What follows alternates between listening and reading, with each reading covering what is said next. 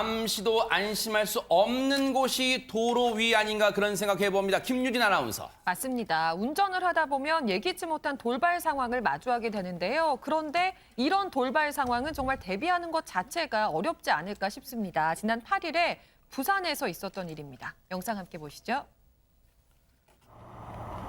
부산 광안대교를 달리던 택시 한 대. 그런데 눈 깜짝할 사이에 무언가 날아들었습니다. 순식간에 차량 앞유리에는 금이 가버렸는데요. 네. 하늘에서 다른 것도 아니고 쇳 파이프가 떨어져서 택시 앞유리로 날아든 겁니다. 세상에. 정말 피할 새도 없이 날아든 물체에 운전자도 놀란 가슴을 쓸어내렸을 것 같은데요. 이 운전자가 차에서 내려서 상태를 확인해 보니까 어머머. 운전석 쪽 앞유리가 산산조각이 나고 말았습니다. 어머머 세상에. 박상희 소장님 난데없이 쇠파이프가 하늘에서 왜 떨어졌답니까? 네, 이렇게 보기만 해도 좀 무서운데요. 일단 이 새 파이프는 교량 보수 작업을 위해서 공사 자재를 쌓아놨었는데 그게 이제 낙하물 방지 많이 찢어져 있어서 그 찢어진 그 사이로 떨어졌다고 합니다. 네. 굉장히 좀 위험한 상황이었던 것 같습니다. 네. 세상에 저 상황에서 진짜 누가 예상이나 했겠어요? 상상이나 했겠어요? 그런데 안진용 기자님 지금 이 블랙박스 영상을 보면 차가 멈추지 않고 그대로 가는 것 같아요. 왜 그런 걸까요, 이거는요? 네, 영상 보신 대로 주행 중이었거든요. 저기서 갑자기 차량을 멈추거나 핸들을 틀었다면 대형 사고 또 추돌 사고로 이어질 수도 있었습니다. 그러겠네요. 그래서 택시 기사는 계속 운전을 이어갈 수밖에 없었고요. 세상에. 다행히도 택시 운전사와 뒷자리에 앉아 있던 승객 한 명이 외견상으로는 크게 다치지 않았지만 손님의 손등에 이 파편이 박힐 정도의 큰 충격이었다고 합니다. 게다가 이 손님 허리 디스크 때문에 병원에 가던 중이었기 때문에 이 사고로 인해서 현재 입원 치료를 받고 있는 중입니다. 지금 운전자 한 분과 당시에요. 그리고 뒷좌석에 승객분이 타고 계셨는데 저 앞서 이 쇠파이프의 앞유리가 운전석 중심으로 앞유리가 산산조각 난 거 보셨잖아요. 파편이 안쪽으로 파고들었대요. 그래서 택시 운전자 기사님 손등에 세상에 박혔답니다. 그 정도로 충격이 강한 거예요. 그리고 뒷좌석 분의 승객분은 당시에 허리 디스크 치료 때문에 병원에 가시던 길인데 세상에 저도 잠시 충격이 있었을 거 아니에요. 정말로 더 큰 충격이 와서 지금 입원 치료를 받고 계신다고 합니다. 최진봉 교수님, 지금 저 상황이라면 공사를 하려고 뭔가 자재를 쌓아뒀다? 그게 지금 떨어졌다는 거예요. 그렇죠. 그러니까 문제가 뭐냐면 이게 그날 비는 내렸어요. 비는 내렸는데 호우주의보나 강풍주의보가 없었다는 거예요. 아하. 그런 상황에서 이런 일이 발생했기 때문에 논란이 되고 있는 건데 당시에 이제 낙하물 방지망이라고 해서 보통 공사하면 밑에 그물망 같은 거 쳐놓잖아요. 낙하가 안 되도록 하기 위해서. 근데 바람이 불면서 그 낙하물 방지망이 일부가 좀 벌어졌나 봐요. 네. 그 사이로 지금 이 쇠파이프가 떨어진 거거든요. 아하. 이게 공사 자재인데 네. 공사 자재 중에도 지금 가설 기계 연결핀이라고 그래요. 아하. 이 연결핀이 추락을 했고 지금 현재는 피해 보상을 위해서 공사하는 가운데 보험이 들어있나 봐요. 그 보험 네. 비용으로 지금 피해 보상을 하겠다고 하는데 세상에. 조금 더 잘 준비해서 철저하게 좀 안전을 지켰어야 되는데 그런 부분이 좀 제대로 안 된 부분이 있지 않나 하는 의혹이 있습니다. 근데 앞서 얘기 들어보니까요. 이인철 변호사님, 저 운전자분이 그 앞유리 파편이 손에 박히는 그 아찔한 상황인데도 그 긴박한 상황인데 운전대를 놓지 않으셨다는 거잖아요, 지금. 그러니까 이 운전기사님이 정말 직업의식이 투철한 것 같아요. 만약에 당황해가지고 갑자기 핸들을 꺾거나 급정거를 했으면은 이제 승객도 다치고 뒷차도 이제 그 충돌할 위험이 있었거든요. 근데 침착하게 대응을 잘하신 것 같은데, 근데 여러분 생각해 보십시오. 만약에 쇠파이프가 유리창을 관통해서 혹시나 사람에게 충격을 가했다. 아하. 정말로 생각하기도 싫은 끔찍한 더 그런 대형 참사 사고잖아요. 났겠네요. 그래서 이 사건에서도 이 기사님이 물론 이제 신체는 크게 다치진 않았지만 굉장히 정신적으로 큰 충격을 받아서 그래요? 식사도 못할 정도라고 합니다. 어머. 정말로 다시는 이러한 일이 발생하지 않아야겠습니다. 지금 저 당시 트라우마 때문에 앞서 말씀드린 것처럼 식사 못 하시고요. 계속해서 지금 헛구역질을 계속하고 계신다면 얼마나 지금 충격이 크시겠어요. 지금 그런 상황입니다. 그런데 지금 피해 보상은 앞서 말씀드렸지만 어떤 공사 보험으로 된다고 하지만 차제에 저게 뭐 보험 처리가 지금 중요한 게 아니라 앞으로 저쪽에서 제2, 제3의 사고가 일어나지 않도록 정말 안전 관리를 철저하게 해야 될 것 같다 이런 생각해 봅니다. 그런데 도로에서는요. 적재물만 조심해서 될 게 아닌 것 같습니다. 김유진 아나운서. 맞습니다. 방금 저희가 쇠파이프가 날아들 거라고 누가 상상이나 했겠어요. 그러니까요. 그런데 이번엔 심지어 이런 것까지 날아들었다고 합니다. 영상으로 확인해 보시죠.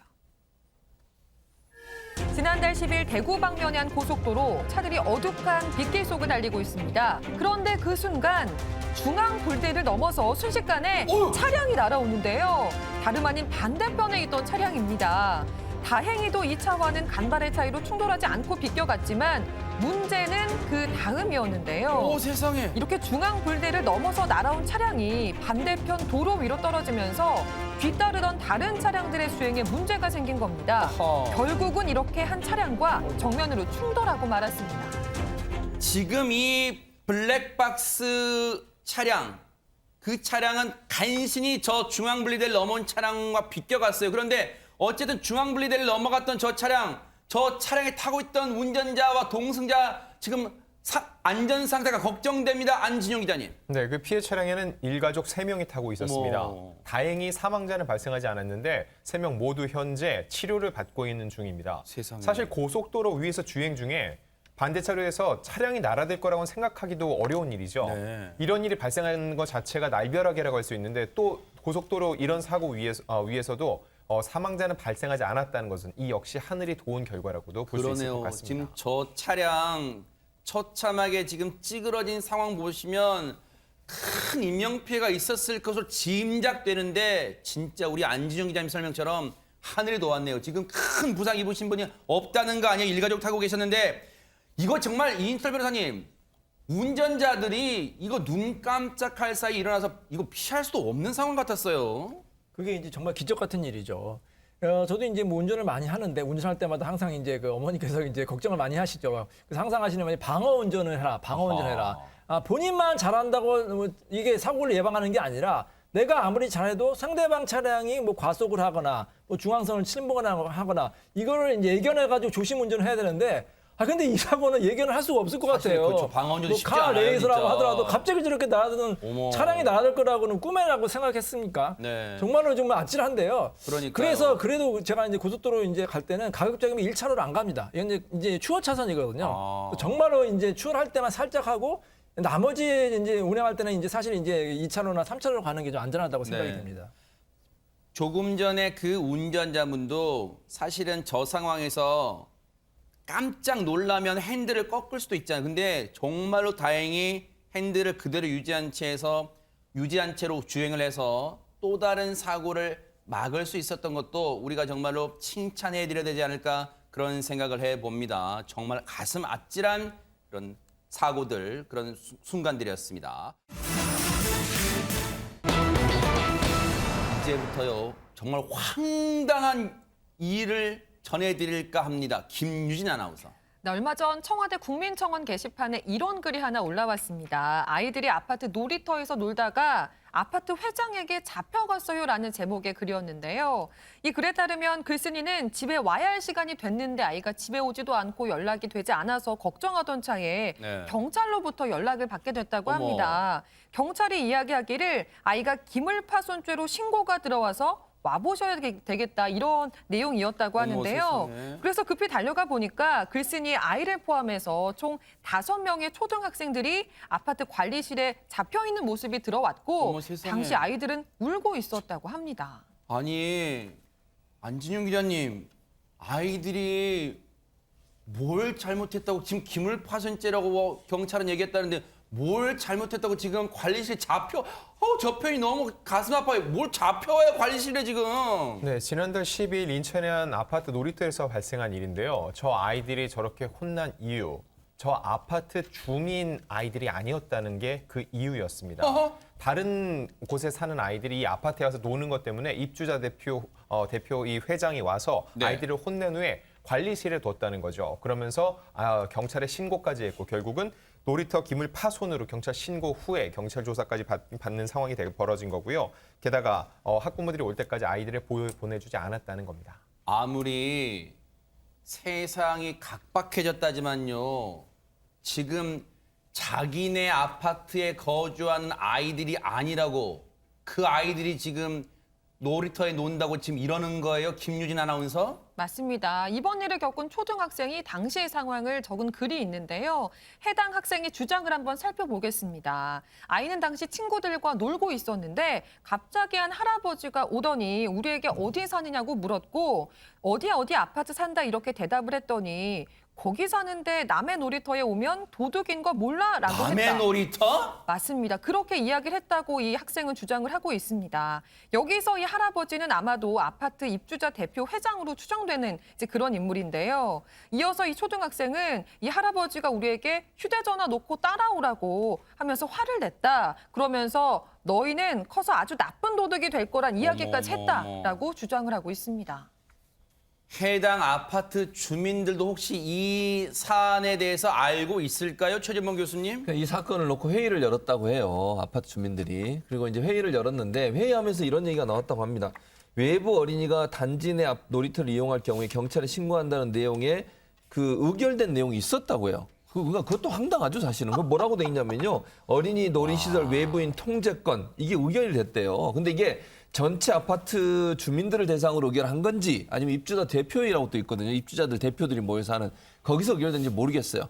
그래서 이 임시회의에서 이 주민들이 이거 안 된다, 삭제해라. 그래서 반대에 삭제를 했어요. 근데 문제는 뭐냐면 저는 이해가 안 되는 게, 아니 아이들이 다른 아파트에 사는 아이들은 놀 수도 있잖아요.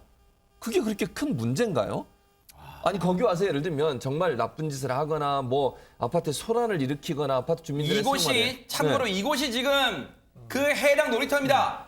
저곳에서 아이들 놀다가 지금 그런 일을 당했다는 거예요. 지금 말씀하시죠 지금. 그럼 네. 이해가 안 되잖아요. 아니 옆 동네 사는 아이들이 놀 수도 있는 거 뭐 아니에요? 얼마나 대단한 놀이터입니까 여기가 지금. 말이 안 되잖아요. 그리고 그걸 다 체크합니까? 얘 우리 동네 아이인지 다른 아파트 사는 아이들은 놀면 안 됩니까 좀? 그리고 또 이 아파트 사는 아이들이 다른 아파트 가서 놀 수도 있는 거잖아요. 아니 그걸 가지고서 뭐 기물 파괴도 아니고 무슨 소란을 일으킨 것도 아니고 범죄를 한 것도 아닌데 그걸 아이들 이렇게 불러다가 잡아놓고 집에도 안 보낸다. 정말 이거는요. 인심이 각박해도 그렇지 너무한다는 생각이 듭니다 진짜. 해당 아이들을 얼마나 놀랐을 거예요. 마치 범죄자 취급을 당한 거잖아요. 그리고 그 아이들의 부모님들, 학부모님들도 얼마나 지금 황당했을까요? 입장을 내놨다면서요, 이인철 변호사님. 그러니까 이제 아파트 입주자 대표회 회장이 이제 초등학생들을 신고하니까 가만히 있을 수 없잖아요. 우리도 뭔가 해야겠다. 이제 이걸 맞소송이라고 하거든요. 초등학생 부모님들도 이 사람은 협박 및 감금 혐의로 이제 고소를 했습니다. 왜냐하면 뭐 너희들 뭐 크면 뭐 도둑이 되겠다. 아니면 뭐 가만 두지 않겠다. 아니면 뭐 이렇게 가둬놨잖아요, 관리실에. 아이들한테 그것도 어떻게 잠깐이라도 저렇게 말할 수 갖다 놓은 것도 이제 감금죄가 될 수가 있거든요. 그리고 CCTV를 확인해봤는데 아이들이 뭐 기물을 부순 적도 없대요. 아, 그래요? 오히려 주민 대표가 아동 학대를 했다는 입장이거든요. 이렇게 뭐 범죄를 저지르지도 않았는데 경찰에 신고하거나 고소하면 그게 또 무고죄가 될 여지가 있거든요. 그래서 저는 정말 이해가 안 가는 게 네. 나이가 이제 연세가 드셨다고 물론 대부분은 훌륭하시지만 좀 안 그런 분도 간혹 있는 것 같습니다. 네. 그래서 참 안타깝습니다. 아니 그러면 해당 입주자 대표, 이거 정확한 명칭이 입주자 대표면 대표이 또 입주자 대표 회장인가 봐요. 어쨌든 이분의 입장은 뭡니까? 그럼 박상희 소장님. 네, 지금 뭐라고 얘기하고 있냐면요. 아니, 애들이 너무 위험하게 놀았다. 맨 처음부터 너무 위험하게 놀아서 위험하다, 내려와라, 미끄럼틀에서 이렇게 얘기를 하니까 아이들이 말을 듣지 않았다고 합니다. 그래서 그러면 니네가 이렇게 말을 듣지 않으면 경찰을 불러서 누가 옳은지 한번 얘기해보자라고 얘기를 했다고 하고요. 그리고 경찰을 실제로 불렀습니다. 그러면서 지금 이상한 얘기를 하는 거에 뭐냐면 기물파손이라는 말은 그냥 경찰 왔을 때 내가 화가 나서 홧김에 했다라는 얘기를 했고, 그렇지만 아이들에게 욕설을 하거나 통화를 못하게 막은 사실은 없다라고 얘기했습니다. 그래서 저희 뉴스파이터가 또 누굽니까? 뉴스파이터 제작진이 해당 아파트 입주자 대표 회장 얘기를 직접 들어봤어요. 여러분도 한번 들어보시고 이어가 보도록 하겠습니다. 그냥 노는 게 아니고, 이건 참 위로 걸어서 나한테 굉장히 위험해요. 근데 그래서 말이지, 다 치워놔도 나는 우리 아파트 내지 않은 이 아파트는 이중으로 폭을 다 들어놨어요. 남 아파트는 다 해산해야 됩니다. 내 말을 안 들어요. 그래서 내가 그날로 위험함에서 내놓으라고 했어요. 내가 그 얘기를 한 거예요. 오늘 내가 경찰을 불러서 한번 우리가 누구 말이 안 된까지 알아보자는 거예요. 알아보자. 지금 파송이 그때 이제 와서 경찰을 얘기하면 그 순간을 얘기한 거고요. 무슨 욕설을 해요. 금방 설명했다니까요. 그거 자체를. 지금 해당 아파트 입주자 대표 회장의 얘기를 들어보면 기물 파손이란 것은 욱하는 마음에 있지도 않은 사실을 자신이 말했다는 건 인정했어요. 그런데 앞서 얘기 들으셨죠? 아이들한테 너희들 커서 아주 못된 도둑이 될 것이다. 이런 욕설을 하지 않았다는 거잖아요. 그렇다면 이 관련해서 경찰 조사를 통해서 뭔가 시시비비를 가려야 될까요? 이인철 변호사님. 근데 뭐 경찰이 출동해서 조사를 했다고 하는데 이거는 그냥 아예 사건 자체가 그냥 아예 그 사건 성립이 안 하는 겁니다. 아하. 왜냐하면 만 14세가 되지 않으면 아예 형사처벌이 안 되거든요. 네. 그렇기 때문에 이 초등학생이라고 지금 나와 있잖아요. 초등학생은 잘못을 하지도 않았지만 설령 무슨 뭐 잘못을 했다 하더라도 형사처벌이 안 됩니다. 그래서 경찰이 이거는 뭐 바로 그냥 신고를 받고 사건이 아니다 이렇게 그냥 각하 처리를 해야 될 사건으로 생각이 됩니다. 관련해서 경찰의 입장도 한번 들어보시고요. 이어가 보도록 하겠습니다. 어제 고소 취하한 걸로 알고 있는데요. 그 어린이 부모도 있는 것 같아요. 피해 본 것도 없고, 집안 탓을 것도 없다 그런 것 같은데. 고소를 지금 취하했답니다. 그러니까 아이들의 부모님들이 고소를 취하했다고 하는데 피해 본 것도 없지만 또 파손된 것도 없는 상태라고 해요. 그런데 앞서 얘기 나왔던 이 해당 아파트 입주자 주민들이 뭔가 회의를 했다는 내용. 이인철 변호사님, 네. 해당 아파트 주민이 아닌 아이들이 그 놀이터에 와서 노는 것을 법적으로 막을 수 있어요, 지금? 그러니까 이게 좀 해석하기 나름인데요. 사실 아파트 내 단지 내 여러 시설은 사유지는 맞습니다. 거기 뭐 놀이터도 있고 뭐 유치원도 있고 요즘에 또 여러 가지 뭐 수영장도 있고 많은 커뮤니티가 있잖아요. 그것은 이제 그 아파트 입주민들만 이용하는 사유 시설은 맞는데 그렇다고 하더라도 다른 인근 주민들이 뭐 통행을 못하게 하거나 놀이터를 출입하는 걸 막을 법적 근거도 없어요. 오히려 공동주택관리법 시행령에 보면 인근 주민들이 뭐 통행을 하거나 이렇게 이제 할 수 있다 이렇게 규정이 돼 있거든요. 그리고 많은 사람들이 실제로 아파트를 이제 통과해서 지름길로 가는 경우도 있잖아요. 뭐 이런 경우 있습니다. 이제 자동차가 이제 계속해서 이제 출입하면 그게 이제 뭐 안전에 위험이 되니까 자동차 정도는 막을 수 있다고 생각이 되지만 뭐 인근 주민들이 걸어 다니는 걸로 막거나 특히 아이들이 놀이터에서 막는 거는 말도 안 되는 거거든요. 네. 그거는 법적으로도 그게 주거 침입이 안 되고요. 뭐 일각에서는 혹시 주거 침입이 되는 거 아니냐 이렇게 설명을 하는데 주거 침입이라는 거는 그야말로 주거 안에 평온을 해하는 거를 이제 주거 침입이라고 하는데 아이들이 평온을 해하는 게 아니라 아주 해맑게 놀고 있잖아요. 저는 뭐 놀이터 저도 아파트 살지만 뭐 많은 아이들이 노는 게 정말 보기 좋거든요. 오히려 그것을 문제 삼는 게 더 문제라고 생각이 됩니다. 최진봉 교수님, 예. 이런 생각을 많은 시청자분들이 하실 거예요. 해당 아파트에 사시는 분들 명절 때 지방에 계신 어르신이나 누군가 일가 친척을 찾아 뵈러 갈 수 있겠죠. 그러면 그 해당 아파트, 거기 지방에 있는 아파트에 머물면서 아이들 그래 밖에 잠깐 놀다 와. 그러면 거기 아파트 놀이터 이용할 수 있겠죠. 그러면 거기 원천적으로 이용 못하고 엄마 우리 이 아파트 이용하면 안 되니까 나 서울 아파트 가서 놀이터 이용하고 내려올게 다시. 이래야 됩니까? 말이 지금 안 세상 되는 이래야 됩니까 이게? 그러니까 말이 안 되는 거잖아요. 지금 설명해 주신 것처럼 그런 예가 실제로 그러면 내 아파트에 사는 아이들만 우리 아파트 놀이터를 이용하고 다른 아이들은 못 쓰고 이게 말이 됩니까? 그리고 친구 집에 놀러 갈 수도 있는 거잖아요. 또 아파트에 여러 기구들이 있으면 이 아파트에서 놀다가 다른 아파트에서 놀 수도 있는 거고 아이들이 와서 아까도 제가 말씀드렸지만 정말 이 아파트에 뭐 해를 끼쳤다면 모르겠어요. 아이들이 와서 놀고 거기 가서 놀고 가고 이런 게 아무런 문제가 없는데 그걸 가지고 아이를 감금 비슷하게 이렇게 묶어놓는다는 표현은 어느 한 장소에 데려다 놓고 그 아이들이 그런 일을 하도록 또 이렇게 얘기도 하고 이런 얘기들 하는 게 정말 맞습니까? 저는 아니라고 봅니다. 아무리 각박해졌어도 그렇죠. 아니 이게 내부에 자기 집도 아니고 외부에 공개된 놀이터에서 아이들이 노는 거 보면 이인철 변호사 말씀 저도 좋아요. 그 아이들의 웃음소리 들으면 더 힘도 나고요. 그런 상황에서 아이들이 거기서 놀았다고 해서 그렇게 아이들을 괴롭히시는 것은 저는 맞지 않다고 봅니다. 그리고 네. 주민들도 아까도 말씀드렸잖아요. 입주자 전체가 반대해서 그거 조항 없애버렸어요. 그러니까 몇몇 대표들이나 대표 회장님이 생각하는 거하고 다르게 일반 주민들은 그렇게 생각 안 하세요. 네. 그런 부분들을 좀 잘 받아서 좀 행동하고 생활했으면 좋겠습니다. 제가 아까 발언 하나만 좀 그러시죠, 정리할게요. 네네. 약간 이제 입주 대표가 이제 아이들한테 뭐 커서 아주 나쁜 도둑이 될 거라고 했다. 요건 이제 그 전해 드린 거고 뭐 가만히 있지 않겠다. 그거는 이제 일반적으로 그렇게 얘기를 하면 협박자가 된다는 걸 제가 설명한 것에 불과한다는 걸 말씀드리겠습니다. 앞서 얘기 중에 자, 좋습니다. 부모님들은 고소를 취하했고요. 그리고 입주자 대표 회장님 인터뷰처럼 저희와 인터뷰했잖아요.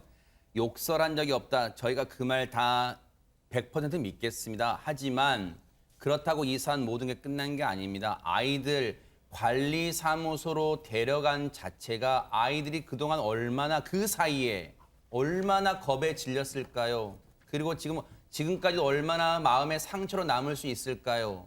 아이들한테 그런 정서적으로 좀 위압감을 줬다는 것은 나중에라도 혹시 기회 되시면 아이들 잘 지내는지 안부도 묻고 좀 어른으로서 그런 대범한 모습 좀 보여주기를 기대를 해보도록 하겠습니다.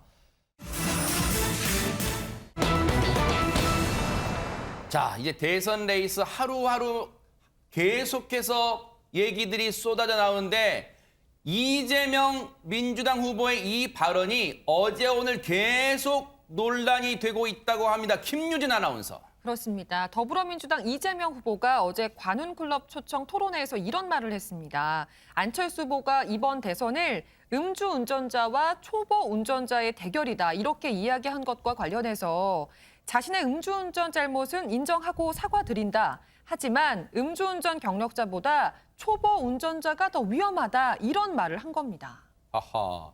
그러면서 초보 운전자에 대해서는 얘기를 더 이어갔잖아요. 김유진 아나운서 그 부분도 좀 소개를 해주세요. 뭐라고 네. 했는지. 초보 운전자는 깨끗할지 몰라도 실수할 가능성이 많다 이렇게 이야기를 한 건데요. 네. 그러면서 설거지를 많이 하면 아무래도 접시를 많이 깨본 경력이 늘어날 수밖에 없다. 초보를 기용하면 위험하다 이렇게 이야기를 이어갔습니다. 글쎄요. 뭔가 비유를 하는 것 같은데 이 비유가 와 닿는지는 모르겠습니다. 실제로 이재명 후보의 얘기 들어보시고 이어가 보도록 하겠습니다. 지금 국민들은 두 가지 선택을 강요받고 있다고 생각해요. 음주운전자와 초보운전자 중에 한 사람을 뽑아라. 저는 음주운전 경력자보다 초보운전 경력자가 더 위험하다고 생각합니다. 국가의 행정 경영에 최종 책임을 지는 리더는 실수하지 말아야 합니다. 실수할 가능성이 적어야 하죠. 그런데 초보는 실수할 가능성이 많습니다. 깨끗할지 몰라도.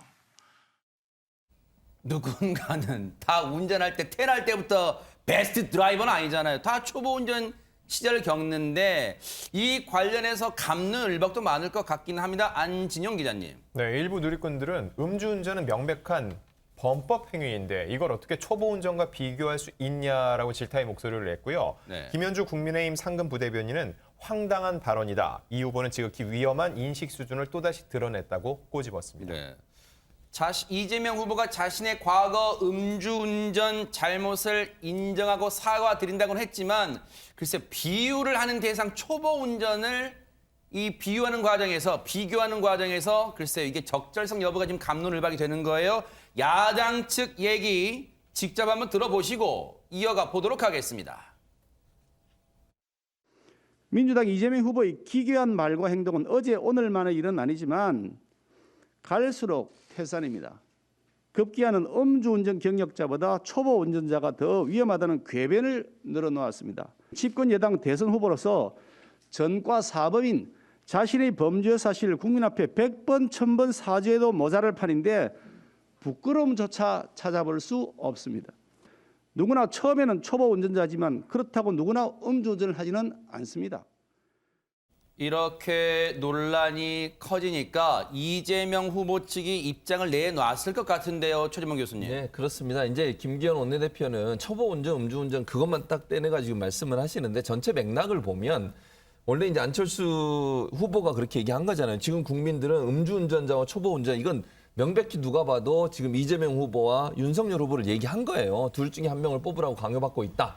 비유를 하기 위해서 그렇게 얘기한 거고 네. 그걸 비유로 봤다 보니까 이재명 후보가 음주운전 경력자보다 초보운전 경력자가 더 위험하다 하면서 본인이 더 유능하다 이 얘기를 하고 싶어서 한 얘기인데 네. 이제 비유를 그렇게 원래 안철수 대표가 했던 말을 그대로 따서 비유를 하다 보니까 그 두 가지 단어 때문에 지금 논란이 되는 거거든요. 그러니까 이제 이재명 후보 측은 그런 거예요. 두 사람의 능력으로 따지면 본인이 훨씬 능력이 뛰어나다는 걸 얘기하기 위해서 얘기한 건데 이제 뭐 음주운전보다 초보운전이 더 위험하다고 그렇게 주장한 건 절대로 아니다. 그러니까 네. 결국 단어 두 개만 놓고서 비교해서 얘기하는 이제 김기현 원내대표 말은 맞지 않다라고 지금 얘기하고 있고요. 네. 그러니까 음주운전, 초보운전 둘 다 뭐 음주운전 위험하죠. 그렇게 하면 안 되는 거죠. 네. 근데 어쨌든 비교 과정에서 그 말의 비율을 그대로 가져 쓰다 보니 그렇게 얘기가 됐다 이렇게 얘기하고 있습니다.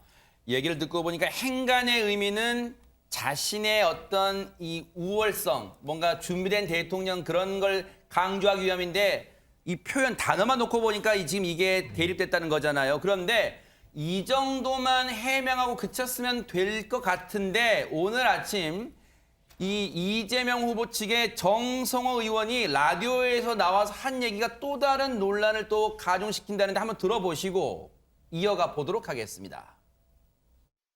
이재명 후보도 여러 차례 음주운전에서는 사과했었고 지금 현재의 상황에서 20여 년 전에 음주 상태가 지금까지 유지되고 있는 거 아니지 않습니까? 술 깼습니다. 술 깬 지 오래됐습니다. 이미 그러고 이미 운전 실력이 상당히 좋은 사람이에요. 시장, 도지사 거치면서. 그러나 윤석열 후보는 현재 국가를 운전함에 있어서 초보 운전입니다. 이재명 후보는 과거에 오래전에 운전했던 거고 그거에 비춰갖고 자기는 지금 음주운전 한다는 소리가 아니지 않습니까? 글쎄요, 이제 해명이 계속해서 이제 논란을 낳는 격인데 어떻게 보셨어요, 박상희 소장님? 네. 그러니까 뭐 이제 본인이 더 능숙하게 정치를 할 수 있다라는 얘기를 하기 위함이었던 것으로 보이는데 이제 그럼에도 불구하고 음주운전이라는 비유는 적절하지 않았다고 봅니다. 왜냐하면 음주운전으로 너무나 많은 정말 심각한 사고가 있고 또 사람들이 위험에 처하기 때문에 적절하지 않았다고 생각이 듭니다. 그러나 네. 이제 저는 또 이런 생각이 들어요. 내가 만약에 5년 동안 어떤 차에 타야 되는데 그 운전사가 초보 운전이어도 너무 불안하고 음주 운전이어도 너무 불안하고 부디 정치는 운전이 아니기를 바랍니다. 그러네요. 그런데 논란이 된 발언이 이뿐만이 아닌데 대장동 의혹 관련해서는요. 정면 돌파 수준을 넘어서 아주 공격적으로 또 답변을 이어갔어요. 한번 들어보시고요. 이어가 보도록 하겠습니다. 예를 들면 충분히 100% 완벽하게 유능하지 못했다는 점 지적 외에 구체적으로 뭘 잘못했다는 겁니까? 없잖아요. 그러나 윤석열 후보의 문제는 구체적으로 특정되는 문제가 많습니다. 0대 10인데 왜 이걸 1대1 만들려고 그러냐. 우리는 한 골도 안 먹었어요. 잘못한 게 없습니다. 사퇴하고 책임을 지실 걸 약속하실 수 있습니까? 이제 이런 건 질문이라기보다는 공격에 이제 해당될 수 있죠. 뭐 혹시 김희원 패널님 뭔가 범죄를 저질렀다면 구속하고 처벌받는 거 감수하시겠습니까? 이렇게 물어보는 거 비슷하죠. 대장동 의혹은 이 정도로 마치겠습니다. 후보님께 질문할 그 의혹이 없어서가 아니고 국정에 대해서 총무님 여쭤봐야 되기 때문에. 조금 편향적이신 것 같아요. 저 질문이 좀 마음에 안 드시고 거슬리는 게 있더라도 패널 자체에 대한 평가라든가 네. 질문에 대한 평가 알겠습니다. 이런 부분은 저희는 지금 국민을 대신해서 여쭤보고 있는 부분도 있기 때문에 네. 그런 부분은 조금 신경을 써주셨으면 네, 좋겠습니다. 알겠습니다. 일단 저 상황을 보고 이제 많은 분들이 저는 판단은 시청자분들과 국민분들이 하실 거라고 봐요. 그런데 일단 자세를 보면은 답변을 또 내용을 보면 내가 대체 뭘 잘못했다는 거지? 이렇게 반문하는 것 같습니다. 네, 그러니까요. 그러니까 이재명 후보 입장에서는 본인은 이 사건 관련해서 뇌물을 받거나 뭐 잘못한 게 없다. 이걸 이제 얘기하다 보니까 좀 강하게 얘기를 한 것 같아요. 지금까지 뭐 이재명 후보와 관련된 어떤 범죄 사실도 나온 게 없고 뭐 뇌물을 받은 사실도 나온 게 없기 때문에 그 말 자체에는 문제가 있다고 보지는 않습니다. 네. 다만 이제 문제는 답변하고 대답하는 과정에 있어서의 어떤 뉘앙스는 조금 부드럽게 갈 필요가 있다. 왜냐하면 저렇게 이제 물론 그 상대방의 질문에 대해서 본인이 너무 이제 억울하니까 그렇게 얘기할 수는 있지만 그렇게 비춰지는 모습이 외부에 비춰질 때는 너무 좀 강하게 비춰질 수 있어요. 좀 부드럽게 같은 말을 하더라도 조금 더 부드럽게 넘어가면 보는 사람 입장에 좀 더 편안하고 안정감이 들 텐데 너무 이렇게 강하게 반박을 하시다 보니까 그런 부분이 조금 불편하게 느껴질 수도 있다. 이런 부분은 좀 주의하실 필요가 있다 이런 생각이 듭니다. 안진용 기자님이 또 어떻게 보셨는가 궁금한 게 사실 저 관훈클럽 토론 이제 패널들은 다 언론인 기자들이잖아요. 기자에 대해서 일단은 사실 역공의 이 자세를 취하면서 물어봤단 말이에요. 이재명 후보가 어떻게 보셨어요? 일단 답변자가 어떤 태도를 취하는 것에 대해서는 본인의 자유니까 그거 자체를 뭐라 할 수는 없지만 다만 아까 답변에서 나왔지만 저 토론회는요. 기자 개인의 질문을 던지는 게 아니라 많은 유권자들, 대중, 국민들이 궁금해하는 걸 대리로 질문을 하는 거거든요. 그거에 대해서 명확한 답변을 논리적으로 내놓기보다는 감정적으로 대처하는 부분에 있어서는 아무래도 좀 더 생각해 볼 필요가 있는 것 같고요. 네. 기본적으로 토론회입니다. 대화나 인터뷰 자리가 아니라는 거죠. 검증 과정이기 때문에 조금 더 뾰족한 질문이 나올 수 있는데 그런 걸 좀 더 논리적으로 답변을 했으면 어땠을까 하는 아쉬움이 남습니다. 대장동 의혹 얘기가 나오다 보니까 자연스레 특검 얘기도 나왔잖아요. 이인철 변호사님. 근데 이제 이재명 후보나 윤석열 후보나 둘 다 법조인 출신 아닙니까? 근데 법조인들이 좀 직업적으로 그런 게 있는 것 같아요. 공격을 받으면은 또 공격을 하려고 합니다. 그래서 좀 두 분 다 우리 최진봉 교수님한테 조금 화수를 좀 배워야 될 것 같습니다.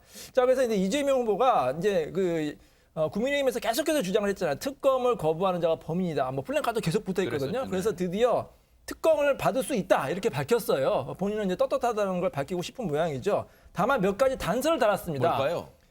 윤석열 후보가 검사 시절에 대장동 사건과 연계된 저축은행 수사를 했는데 그걸 부실하게 했다는 의혹이 있다. 여기서 같이 받자. 그러니까 혼자 받는 게 아니라 같이 받는 게 좋겠다. 이렇게 단서를 달았습니다. 동시 특검. 예. 특검을 같이 받자. 이제 이에 대해서 나 혼자는 못 받겠다. 윤석열 후보도 받겠다면 나도 받겠다. 뭔가 이제 조건을 내건 거예요. 그런데 이제 이재명 후보가 이렇게 자신에 대한 의혹에 대해서 어제 관훈클럽 토론회에서는 이 정면 돌파를 택했어요. 떳떳하게 패널들한테도 앞서 보신 것처럼 당당하게 질문을 되받아치기도 했고요. 그런데 어제 발언에서 이런 발언도 나왔어요. 한번 들어보시고 이어가 보도록 하겠습니다. 3기 민주당 정부가 100% 잘했다라고 생각하지 않습니다. 이제 부동산 문제 같은 경우는 문제를 악화시켰다라고 하는 비판을 받아들이지 않을 수 없는 상황이라는 점도 인정합니다. 그리고 문재인 정부 또 민주당 정권에 또 실제 참여한 일원으로서 그 점에 대해서는 다시 한번 또 사과드립니다. 앞으로 있게 될 이재명 정부는 같은 뿌리에서 출발하는 것은 사실이지만 기본적인 것은 공유하되 부족한 것은 채우고 잘못된 것은 과감하게 고치고 또 필요한 것들은 더해서 이전과는 전혀 다른 더 유능하고 더 민생적이고 더 전진하는 그런 정부가 될 거라는 걸 끊임없이 설명하고 또 이해를 구하도록 하겠습니다. 사실 저 발언이 이제 나오고 나서도 많은 이 논란, 설왕설래가 있었어요. 지금 여전히 문재인 정부의 어떤 지원, 도움을 받아야 되는 입장인데 선긋기 정도로 해석될 수 있는 그런 발언을 했어요. 그렇게 느껴질 수도 있는데 완벽한 선긋기라고 보지는 않고요. 근데 왜냐하면 지금 현재 그 대선의 여론의 흐름을 보면 오늘도 발표된 여론조사 몇 개를 보면 대체적으로 윤석열 후보가 앞서는 걸로 나와요. 그러니까 예전에 경선할 때만 해도 윤석열 후보보다는 이재명 후보가 앞서는 여론조사가 훨씬 더 많았잖아요. 근데 그런 차이가 많게는 10%까지 차이 나는 그런 여론조사 결과들이 나오고 있는데 이유가 뭐냐면 정권 심판론이에요. 그러니까 문제는 뭐냐면 현 정부가 대통령께서 직접 인정하신 부분이니까 말씀을 드리면 부동산 정책에 대해서 실패한 부분이 분명히 있잖아요. 거기에 대해서 실망한 국민의 여론이 어쨌든 바꿔보자라고 하는 여론으로 가고 있는 거거든요. 그게 국민의힘 후보인 윤석열 후보에게 일정 부분 지지를 보내고 있다고 저는 보고 그런 정치적 어떤 상황이라고 하면 부동산 정책에 대해서는 명확하게 국민 앞에 사죄할 필요가 있다. 그렇지 않으면 정권 심판론의 전체 흐름 때문에 그 대선에서 본인의 어떤 개인기라든지 개인의 능력 이런 부분들보다는 정권 심판이 더 힘을 받을 수 있거든요. 네. 그렇게 되면 대선에서 본인이 패배할 수도 있어요. 그런 차원에서 본다고 하면 이 정권에 대해서 실망한 부분, 특히 부동산 문제는 특히 대장동 건도 그렇고 LH 사태도 그렇고 이런 부분들을 넘어서야 되는 거예요. 이거는 피할 수가 없어요. 네. 그런 차원에서 본다고 하면 지금 어제도 이제 자기가 사과를 또 했잖아요. 앞으로도 저는 할 거라고 봅니다. 그래서 차별화라고 하는 것이 완전히 모든 걸 차별하는 게 아니라 문재인 정부가 잘한 부분은 계승하고 네. 잘못된 부분이나 비판받는 부분은 바로잡겠다고 하는 것은 대선을 앞두고서 불가피하게 선택할 수밖에 없는 그런 부분이 아닌가 그렇게 해석이 됩니다. 국민의힘 윤석열 후보 얘기도 해보도록 하겠습니다. 아시는 것처럼 어제 광주를 방문했잖아요. 5.18 민주묘지 참배를 하려고 했는데 사실 5.18 민주묘지 앞 이 입구가 어수선했습니다. 당시에 어떤 상황이었는지 한번 보시고 이어가 보도록 하겠습니다.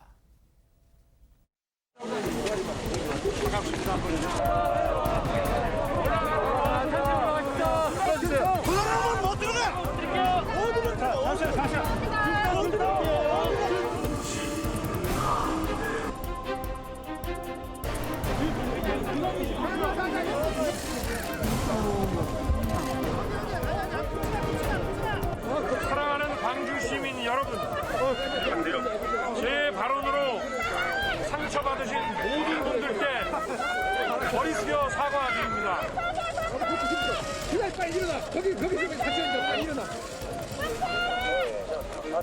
제가 대통령이 되면 슬프고 쓰라린 역사를 넘어 꿈과 희망이 넘치는 역동적인 광주와 호남을 만들겠습니다. 지켜봐 주십시오. 뭐 굳이 이름 붙이자면 정문참배가 됐어요. 이 실제로 민주묘지까지 가서 분향과 참배는 못하고 저렇게 입구 주변에서 서서 묵념으로 참배를 대신하게 됐습니다. 안진용 기자님. 네, 3주 전이었죠. 전두환 씨 옹호 발언 이후에 첫 광주 방문이었기 때문에 저렇게 반대 시위도 적지 않았던 겁니다. 윤 후보는 오후 4시쯤에 경찰과 지지자들의 호의를 받으면서 검은 양복과 넥타이 차림으로 이렇게 5.18 민주묘지 민주의 문을 통과를 했는데 네. 추모탑을 약 37m 정도 앞둔 시점에서 더 이상 진전하지 못했습니다. 시민단체들에게 가로막혔기 때문인데요. 네. 현장에서 약 10분 정도 대치하는 상황이 벌어졌고 참배 광장에 쏟아진 소나기를 맞으면서 결국은 이 묵념으로 참배를 대신해야 됐습니다. 네. 앞서 이제 비를 맞는 이제 보세요. 위에서 이제 촬영한 모습인데 저런 상황이었습니다. 지금 항의하는 이 시민단체와 또 시민들 그리고 또 윤석열 후보를 또 경호는 해야 되니까 또 경찰 병력까지 한데 엉켜서 참 5.18 민주묘지 앞이 어수선한 상황이 빚어졌습니다. 그런데 김유진 아나운서 윤석열 후보 도착 전부터 방문 반대 목소리가 좀 많긴 많았잖아요. 맞습니다. 5.18 관련 시민단체에서는 이날 오전부터 우비를 입고 추모탑 앞을 둘러싼 시위를 하면서 윤 후보의 방문에 대해서 격렬히 항의하는 모습을 보였는데요. 걱정했던 것처럼 계란이나 물병이 등장하진 않았습니다만 일부에서는 가짜 사과는 필요 없다, 광주에 오지 마라라든지 학살자 비호는 국민 기만이다, 전두환과 다를 게 없다 등 문구를 쓴 피켓들이 등장을 했고요. 그 사이에서 임을 위한 행진곡이 울려 펴지기도 했다고 전해지고 있습니다. 네. 앞서 이제 시민단체 분들이 이제 이 손팻말 보면 이 욕하지 맙시다. 여기 앞에 오른쪽 사진 보면 다 나와 있죠. 또 계란을 던지지 맙시다. 그리고 자작극에 말려들지 맙시다. 저렇게 또 윤석열 후보 뒤편에 또 잘 보이게 손팻말 들고 있는 상황이기도 합니다. 사실 일각에서는 우려도 했습니다만 저기 나와 있는 표현처럼 많은 분들은 이 달걀이 날아든 상황 없을 거로 많은 분들은 예상하셨대요. 왜냐하면 광주 시민분들이 성숙한 시민의식을 다 보여주실 거라고 많은 분들이 기대를 했기 때문에 우려했던 상황은 빚어지지는 않았습니다. 윤석열 후보의 이번 사과 보여주기식이 아니냐 이런 비판이 일고 있는데요. 윤석열 후보의 발언과 여당의 반응을 차례대로 듣고 이어가 보도록 하겠습니다. 분향도 하고 참배했으면 더 좋았을 텐데 그래도 많은 분들이 협조해 주셔서 이 정도로 제가 분향은 못했지만 사과드리고 참배를 할 수 있었던 것이 참 다행이고 그렇게 생각하고 있습니다. 네. 오늘 또 정치적 자작극 아니냐 이런 이야기도 들리고 있는데 이 부분에 대해서 어떻게 생각하십니까? 저는 쇼 안 합니다. 윤석열 후보는 광주 5.18 국립민주묘지에서 밝힌 사과문은 맹탕뿐인 내용입니다. 전두환 정치에 대한 반성 없는 광주 방문은 결국 보여주기식 정치 쇼였습니다. 박상희 소장이 물론 이제 윤석열 후보의 5.18 민주묘지 앞에서의 발언에 대해서 여당이 뭐 평가할 수는 있습니다만 제일 중요한 건 저 윤석열 후보의 발언 사과에 대해서 광주 시민분들이 어떻게 받아들이냐 이거 아닐까 싶어요. 네, 좀 5.18 단체를 비롯한 광주 시민사회 좀 싸늘합니다. 기본적으로 이게 일정이나 장소 방문 이런 거 다 그냥 다 본인이 선택해서 그냥 보여주기식으로 끝났다. 이거 너무 일방적이지 않느냐라는 얘기가 있었고요. 그다음에 이제 뭐 사과를 받든지 말든지 나는 나의 길을 간다. 라는 오만함조차 느껴졌다라는 반응도 지금 있습니다. 네, 그래서 광주 시민단체 협의회 등 90개의 단체는 상당히 좀 반발을 하면서 이거는 정말 정치 쇼다, 그리고 거짓 참배다라고까지 반발하고 있습니다. 네. 그런데 5.18 민주묘지 방문 때 윤석열 후보를 곤혹스럽게 만든 게 있었다면서요. 뭘까요? 김유진 아나운서. 네, 윤석열 후보가 쓴 방명록이 문제가 되고 있습니다. 윤 후보는 5.18 민주묘지에 방문해서 이런 내용을 적었는데요. 민주와 인권의 5월 정신 반드시 세우겠습니다라고 적었습니다. 네. 여기서 논란이 된 게 반드시란 부분인데요. 네. 이게 사전적으로 의미를 살펴보자면 비뚤어지거나 기울거나 굽지 않고 바르게란 의미입니다.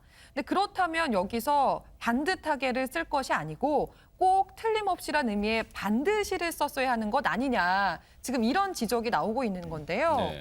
이에 대해서 이경 민주당 선대위 공보단 부대변인은 연습하고 갔을 텐데 한글도 모르다니 이제 웃음도 안 나온다라면서 반드시라는 표현은 반드시가, 세우겠다라는 표현은 지키겠다가 맞다라고 지적을 하면서 그동안의 실언과 망언이 진짜 실력인 듯하다라고 강하게 비판했습니다. 네. 그러자 윤석열 캠프 측에서는 곡해하지 말아라라고 이야기를 하면서 5월 정신을 계승하고 앞으로 반듯하게 세워나가자는 의미다 이렇게 받아쳤고요. 이 논란에 대해서 이재명 후보도 가세를 했습니다. 반드시가 잘못 쓴 게 아니라면 더 큰 문제다. 이렇게 지적을 하면서 그 말은 지금의 5월 정신이 비뚤어져 있다는 의미로 해석될 수 있기 때문에 아하. 5월 정신에 대한 모독이다. 이렇게 지적을 한 겁니다. 저걸 보면서 진짜 대선 후보의 일거수일투족이 얼마나 중요한가, 관심의 대상인가를 새삼 또 볼 수 있는데요. 그런데 이인철 변호사님, 그러면 윤석열 후보가 시옷 받침이 없는 반드시라는 글자를 모르는 상황인가요? 어떻습니까? 설마 그랬겠습니까? 이 사법시험을 볼 때 2차 시험을 보거든요. 2차 시험은 논술식으로 쫙 보는데 맞춤법이 틀리면 감점이 됩니다. 아, 그래요? 저도 여러 번 봤는데 저보다 더 많이 본 걸로 알고 있거든요. 윤석열 후보가. 네. 그래서 설마 맞춤법을 뭐 몰랐겠느냐 그런 생각이 들고요. 실제로 지난 9월 18일에 그 소상공인 자영업자 합동 분향소 방문 당시에는 자영업 구제 정책 반드시 실현하기 위해 정권 교체 해내겠습니다. 저기 반드시 돼 있네요. 네, 여기는 이제 제대로 썼거든요. 네. 그래서 그 국민의힘 해명대로 똑바로란 뜻으로 쓴 건지 아니면 뭐 경황이 없어가지고 그때 경황이 없었잖아요. 경황이 없어가지고 혹시 실수한 게 아닌가 둘 중에 하나인데요. 네. 뭐 저는 이거 가지고 뭐 서로 이제 말꼬리 갖고 좀 싸우는 거는 좀 지양해야 되고 정책 위주로 서로 토론했으면 좋겠습니다. 네. 관련해서 후보 저 글을 쓴 후보 본인이 제일 잘 알겠죠. 직접 윤석열 후보 얘기 들어보시고 이어가 보도록 하겠습니다. 반드시 세우겠다라고 한 게 반드시 꼭 이런 반드시가 아니고 똑바로 이런 뜻입니다. 똑바로 네, 똑바로. 우리 뭐 할 때 사실은 제가 과거에 같이 근무를 해보면 우리 호남 출신 동료들이 잘 쓰는 말이에요. 반드시 한다 이런 얘기. 그래서 제가 좀 그런 걸 좀 감안해가지고 반드시 해라 이런 얘기 많이 하거든요. 그래서 제가 그렇게 썼습니다. 후보님 보시기에 5월 정신이 지금 조금 삐뚤어져 있다라고 보시는 건지. 글쎄요, 어디가 삐뚤어져 있습니까? 저는 5월의 정신이라는 거는 우리가 추구해야 될 자유민주주의 헌법 정신이고 국민 통합의 정신입니다. 이게 그래서 최진봉 교수님, 예. 자가당착이라는 우리 사자성어가 있어요. 반듯이 이걸 해명하다 보니까 그럼 5월 정신 비뚤어질 뜻 아니에요? 기자가 되차보니까 아니 5월 정신은 어디가 비뚤어져 있습니다. 자기 말 또 얘기를 하고 있습니다. 그러니까요. 그러니까 말씀하신 자가당착이에요. 결국은 이제 본인이 해명을 하다 보니까 그 해명을 하려면 또 앞에 말과 충돌이 되는 거잖아요. 그러니까 이게 문제가 되는 거거든요. 물론 뭐 저는 윤석열 후보가 반드시라는 뜻을 알고 쓰셨다고 생각하더라도 그러면 앞에 말이 좀 안 맞아요. 왜냐면 5월 정신이 그럼 반드시 세우겠다는 말은 뭐가 지금 삐뚤어졌으니까 제대로 세우겠다는 의미로 들려질 수 있는 거잖아요. 네. 그러니까 차라리 그냥 뭐 반드시를 뭐 발음 나는 대로 쓰다 보니까 그렇게 썼다고 얘기했으면 또 다를 수 있을 텐데 어쨌든 뭐 본인이 그렇게 해명을 하시니까 그대로 100% 받아들이고요. 네. 반드시라고 썼다고 하면 그러면 그런 질문이 올 수밖에 없어요. 네. 그러면 이게 5월 정신이 지금까지 반듯하지 않고 삐뚤어져 있었느냐. 그럼 거기에 대한 답변을 하셔야 되는데 아까 답변 들어보면 다른 얘기를 하고 계시거든요. 네. 그래서 이런 부분들은 국민들이 볼 때 좀 의아하다, 잘 맞지 않지 않나 이런 생각이 들지 않을까 하는 생각이 듭니다.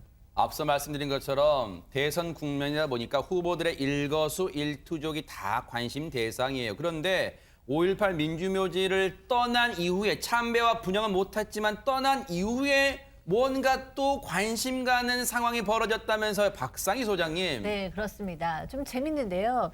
윤석열 대선 후보가 떠나자마자 그 5.18 묘지 뒤에 무지개가 떴대요. 아, 그래요? 네, 무지개가 떴는데 해석이 다 각자라고 합니다. 어쨌든 무지개는 되게 굉장히 예쁜데요. 네. 그 지지자들은 네.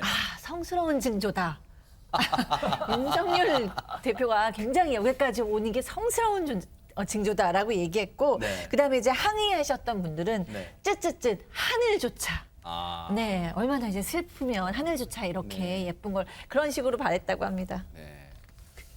글쎄요.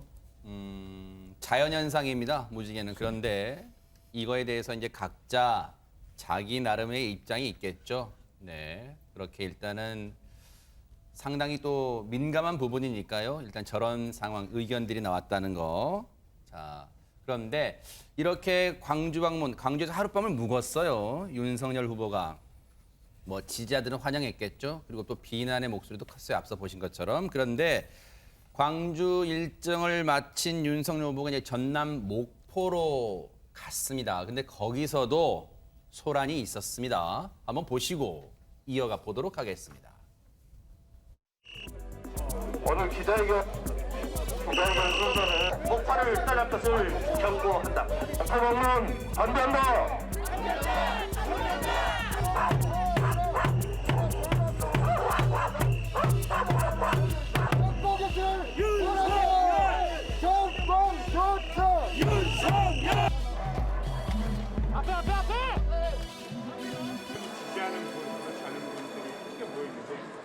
저는 다 존중합니다. 예. 저를 반대하고 비판하시는 분들도 다 존중하고, 저를 반대하는 분들에 대해서도 다 포용하고. 지금 목포를 방문했다고 말씀드렸는데 저 구체적인 장소가 어디였나요? 최재범 교수님. 예, 어디였냐면 김대중 전 대통령께서 노벨 평화상을 받으셨잖아요. 아, 네네. 그걸 기념해서 기념관을 지었어요, 아, 목포에. 왜냐면 김대중 전 대통령의 목포가 또 이제 정치적 고향이시고 네네. 이래서 그 기념관을 지금 방문한 겁니다. 아. 그런데 방문하기 전에 이제 목포에 있는 시민사회단체 쪽에서 반대하는 그런 성명을 발표하는 걸 보셨고요. 거기에 이제 들어오면서 지금 장면 나오고 있습니다만 뭐 소리가 시끄러웠어요. 심지어는 뭐 스피커에 개 크게 짖는 소리 있잖아요. 이걸 막 틀어놓고 이랬거든요. 아마 이제 개사과 문제를 좀 연상하기 위해서 그렇게 네. 하신 것 같아요. 그래서 시민사회 단체들은 대체적으로 반대를 많이 하셨고요. 뭐라고까지 얘기했냐면 민주헌정 질서 파괴자다. 네. 국민을 개 돼지로 하는 윤석열은 목포 방문을 반대한다. 그런데 이제 지지자들 입장에서는 또 정권 교체는 윤석열로 이러면서 또 연호를 했고요. 네. 그리고 뭐 자랑스러운 민주평화 자주 독립문화의 도시에 전두환 찬양자 윤석열 후보가 방문한 것이 치욕이다 이렇게까지 얘기하는 분도 있었고 그래서 네. 뭐 시민사회단체 그다음에 경호하는 분들이 이게 뒤엉키면서 상당히 어수선했고요. 다만 이제 양쪽 다 지지자들은 지지자대로 또 반대하는 분들 반대하는 분들대로 윤석열 후보에서 소리를 막 지르고 이러면서 상당히 소란스러웠다는 얘기가 있습니다. 저 와중에서도 안진용 기자님, 윤석열 후보가 호남 민심에 구애하려는 그런 발언들을 계속해서 내놨다면서요? 어떤 발언들이었습니까? 네, 일단 김 전 대통령 흉상 앞에서 묵념 후에 노벨 평화상 상장 그리고 전시품들을 주의 깊게 둘러봤습니다. 또 현장에 설치돼 있던 김대중 대통령의 등신대라고 하죠. 1:1 크기의 사진과 악수하는 장면을 연출하기도 했고요. 그러면서 김대중 오부치 선언을 높이 평가한다고 얘기했습니다. 이게 어떤 거였냐면요. 1998년에 당시 일본 총리와 양국의 과거를 정리하고 미래지향적 관계로 나아가자라는 건데 이 정신을 이어받아서 대통령이 된다면은 양국 관계를 해소해 나가겠다 이런 의지로 표시가 되고요. 네. 1박 2일간의 광주 목표 방문 기간 줄곧 이 호남 지역에 대한 친문과 호감을 드러냈습니다. 네. 윤 후보는 우리나라 전 지역이 경제 성장과 번영에 있어서 소외돼선 안 된다고 강조했습니다. 윤석열 후보가 좀 일정을 숨가쁘게 소화했어요. 오늘 목포를 방문한 데 이어서 사실 방향상으로 역방향으로 이 김해 봉화마을로 향했습니다. 이인철 변호사님, 그곳에서의 상황 또 분위기는 어땠을까요? 네, 윤석열 후보는 이제 뭐 김대중 전 대통령과 노무현 전 대통령이 통합을 강조했기 때문에 이제 통합의 모습을 보여주는 것 같은데 이 권양숙 여사의 만남은 불발이 됐습니다. 그래서 만남 예방 요청을 드렸는데 뭐 권양숙 여사의 일정이 있어서 성사되지 않았다 그래서 이제 만남은 이제 불발이 됐는데요. 근데 공교롭게도 이재명 후보랑은 만난 것으로 알고 있거든요. 그래서 뭐 스케줄이 있어서 못 만난 것보다는 아무래도 권양순 여사 측에서 좀 만남을 좀 꺼려한 게 아닌가 이런 네. 좀 추측을 하고 있습니다. 뭐 아직 구체적인 이제 상황은 왜 불발됐는지는 나오지 않기 때문에 저희가 이 정도로만 이 얘기를 하겠습니다. 왜냐하면 구체적인 상황은 또 전해지는 대로 왜 불발되는지 전해드리고요. 사실은 윤석열 후보 또 앞서 이재명 후보 지금 선대위가 또 이재명 후보는 선대위가 구성됐습니다만 윤석열 후보는 선대위 구성이란 큰 과제가 남아 있어요. 그러기 위해서는 이제 인선을 하는 작업이 하나하나가 다 중요한데 김유진 아나운서 일단 후보 입장에서는 비서실장을 누구로 앉히는가 최대 관심인데 권성동 의원이 이 내정됐다는 건 저희가 들려드렸잖아요. 근데 그 비하인드 숨겨진 얘기가 있다면서요? 맞습니다. 윤 후보가 원하던 사람이 따로 있었다 이런 이야기가 전해진 건데요. 그래요? 윤 후보는 대선 후보 비서실장에 장제원 의원을 사무총장으로 권성동 의원을 기용하는 방안을 구상했던 것으로 전해졌습니다. 하지만 이 방안은 김종인 전 비대위원장과 이준석 대표의 만류로 무산된 것으로 전해졌는데요. 또 선대위 구성에 있어서 모 매체는 이런 보도를 내놓기도 했습니다. 윤석열 후보가 김종인 전 비대위원장을 직접 만나서 총괄 선대위원장직을 제안했다라는 내용이었는데요. 네. 이준석 대표는 김 전 위원장이 과거에 전권을 부여받았던 상황에서 굉장히 좋은 성과들을 냈기 때문에 김 전 위원장의 구상을 실현시키려면 상당한 권한을 줘야 하는 것이 맞다라면서 힘을 실어주는 듯한 이야기를 했습니다.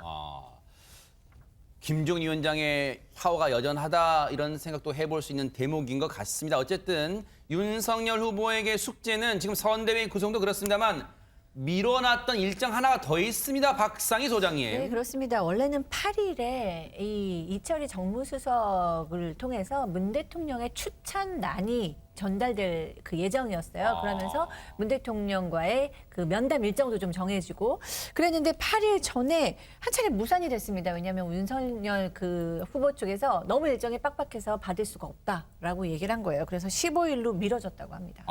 15일. 그럼 다음 주가 되겠네요. 15일 날 일단 축하난을 전달할 예정이라는데 뭐 윤석열 후보 이후에 다른 야당 후보들한테도 순차적으로 전달할 예정이라는 거예요.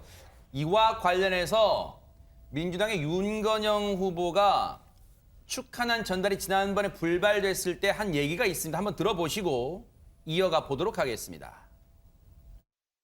대구 가서는 전두환 씨 옹호하고 광주 가서는 사과하는 그런 모습, 오락가락하는 모습들에 대해서 국민들이 과연 어떻게 판단할까라는 지점들과 광주와 봉화는 가시면서 대통령이 또 축하나는 이런저런 일정 핑계로 안 받는 것도 선대위가 참 좀스럽다라는 생각이 듭니다.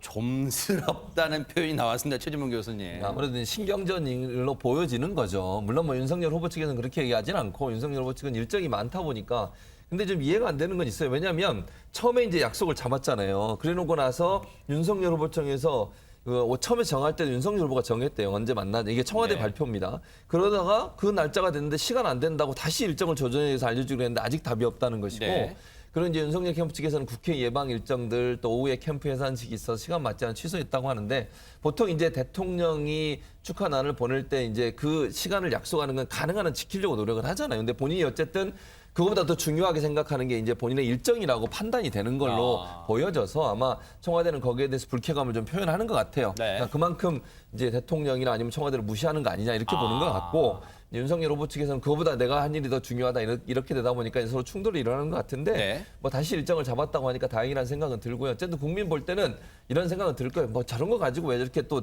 부딪히나 이런 생각도 들 거니까 빨리 받으시는 게 좋을 것 같습니다.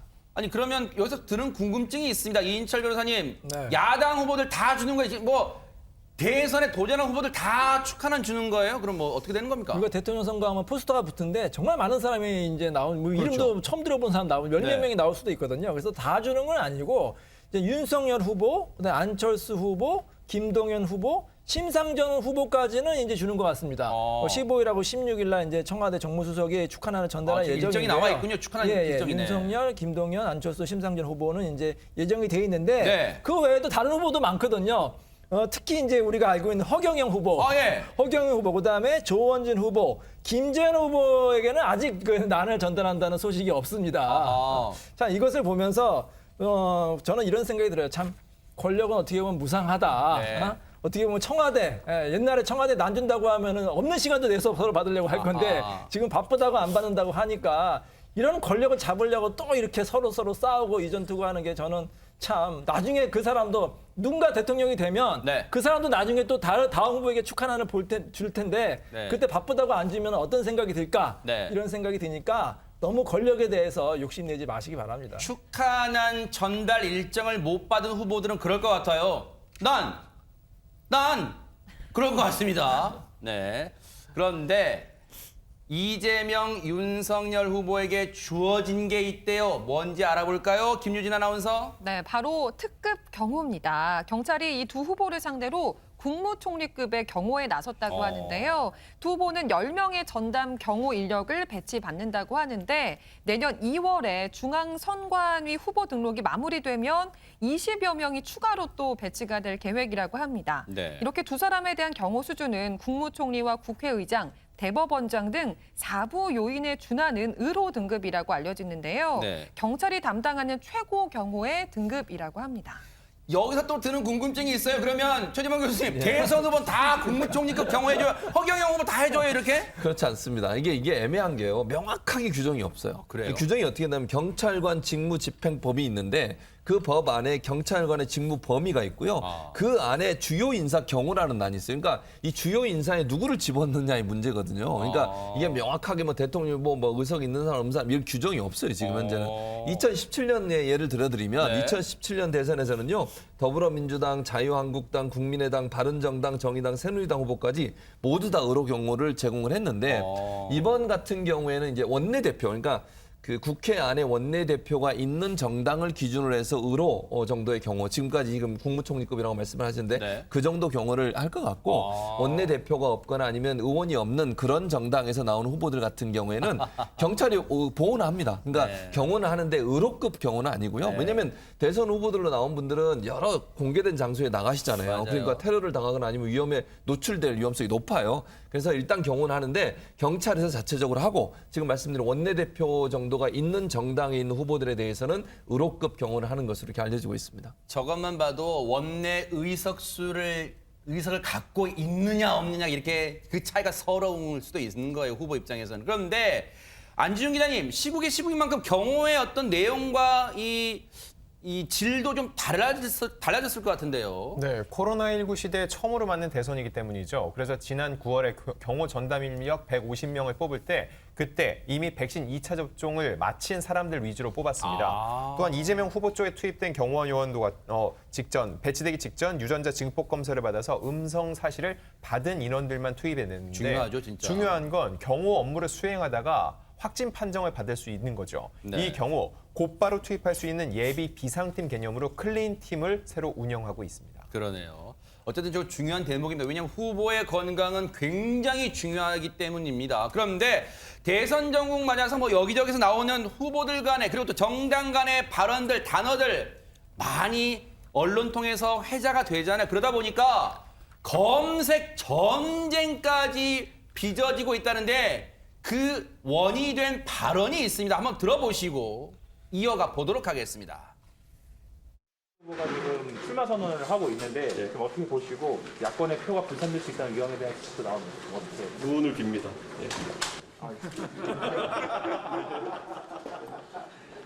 출마 관련해서 그냥 뭐 무언을 빈다 짧게 한마디만 해주셨는데 뭐 어떤 뜻으로 하신 말씀이시죠? 저는 뭐 공직선거에 출마하겠다는 의지를 밝히신 모든 분들은 항상 응원을 합니다. 지난번 이준석 대표의 그 이슈가 됐던 얘기인데 지금 여기서 뭐가 지금 회자가 되고 논란되고 좀 뭔가 좀 이슈가 된다는 거예요, 이인철 변호사님? 예전에 이제 사극 보면 특히 이제 전쟁 나가는 장수한테 이제 다른 동료 장수가 하는 말이 있습니다. 무운을 빕니다. 무운을 빕니다. 그래서 저도 무슨 뜻인가 봤더니 이 무운을 빕니다가 전쟁에서 이기고 지는 운수라는 뜻이니까 뭐 결국에는 승리하고 와라 이런 좋은 덕담이거든요. 근데 문제는 뭐냐면 한 방송에서 기자가 이거를 잘못 좀 해석을 한 겁니다. 무운을 이런 한자 문자가 아니라 없으는 무로 생각을 해가지고 네. 운이 없기를 빈다. 이렇게 설마요. 해석을. 사실 이준석 대표랑 안철수 후보랑 약간 사이가 조금 안 좋아질 때가 그렇죠, 있잖아요. 그렇죠. 그래가지고 네. 혹시 이거 악담을 한 거 아닌가 이렇게 해석하는데 사실 그게 아니거든요. 네. 덕담이거든요. 네. 그래서 많은 사람들이 이제 이 무운의 뜻을 검색을 했는데 네. 평상시에는 무운을 검색하는 자리 포털에서 한 80건 정도였는데 평소에는? 네, 이때는 10,000건이 어머, 넘게 대박 사건. 많이 했다고 합니다. 네. 그래서 많은 젊은 분들이 네. 이 무운의 정확한 뜻을 좀 알고 싶어하는 것 같습니다. 근데 진짜 그럴 수도 있을 것 같아요. 무운이 뭐야 하고 막 쳐봤을 것 같은데 근데 비단 무운뿐 아니라 많은 단어들이 또 검색 대상이 됐다면서요. 박상희 소장님. 네, 그렇습니다. 뭐 이런 일이 굉장히 많습니다. 이렇게 검색을 열심히 해보는 젊은 층이 어려운 말이 나올 때마다 이제 검색을 해보는 건데요. 지난달에 경기도 국정감사에서 국민의힘의 송석준 의원이 어떤 말을 했냐면요. 네. 양의 얼굴을 한 강아지 인형을 딱 놓고 이거는 양두구육 그러니까 이 대장동 특혜 의혹 사건이 이 양두구육과 닮았다라는 얘기를 한 거예요. 그러니까 이 얘기가 뭐냐면은 사실은 양의 머리를 걸어놓고 개의 고기를 판다. 그러니까 겉과 속이 다른 건데 이 얘기를 하는데 이제 양두구육을 다 검색해서 네, 몇 배가 지금 30배가 넘는 8,000건 이상이 지금 늘어나는 검색량을 보였고요. 네. 그 외에도 이제 이낙연 전 대표가 승복한다라고 얘기할 때 승복도 10배 넘게 찾아보고 그다음에 이제 여자 양궁팀 도쿄올림픽에서 이제 9연패를 했습니다라고 얘기를 했는데 왜 우승했는데 9연승이라고 안 하고 맞아, 9연패라고 맞아. 얘기하죠? 뭐 이런 질문들이 있었다고 합니다. 그런가 하면 대선 국면이지만 사회적 이슈도 또 계속해서 빚어지고 있는데 요소수 부족 대란 지금 급한 불은 끈 상황이잖아요. 김유진 아나운서. 그렇습니다. 요소수 석 달치가 국내에 공급이 될 예정입니다. 내일부터 530만 리터가 공급이 될 예정이고 가격도 이번 사태 이전과 비슷한 수준이라고 하니까 참 다행인데요. 그런데 문제는 중국이 이 요소를 계속 수출할지 여부가 불투명한 상황이기 때문에 일단 급한 불을 끄긴 껐지만 아직 리스크가 좀 있다 이렇게 볼 수 있을 것 같습니다. 그러니까요. 급한 불은 껐지만 이제 많은 분들이 그런 생각하실 거예요. 정부 대응에 아쉬움이 남는다 그런 얘기 하실 거예요. 그래서 국회에서도 이런 말이 나왔습니다. 한번 들어보시고 이어가 보도록 하겠습니다. 좀 더 일찍 예견을 하고 준비를 해왔더라 하면 아쉬움은 있습니다. 또 늦었지만은 지난 주부터 굉장히 빨리 대응을 단기간에 저는 잘 해왔다. 자아자체는 아니고 이걸 통해서 저희들이 막 비싼 수업료 냈다 생각하겠습니다. 예.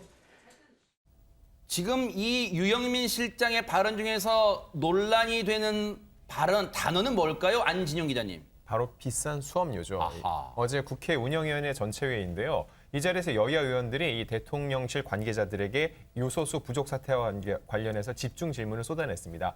이거에 대한 답변을 하는 끝에 나온 얘기가 바로 확실한 시장 영향 등을 준비를 했더라면 좋았으련만 하지만 비싼 수업료를 냈다고 생각한다라고 얘기를 한 건데 이거에 대해서 국민의힘 측은 이 요소수 풍기염상으로 발품을 팔고 있는 국민들의 불편을 지금 청와대는 단순한 수업료 따위로 치부하는 건가?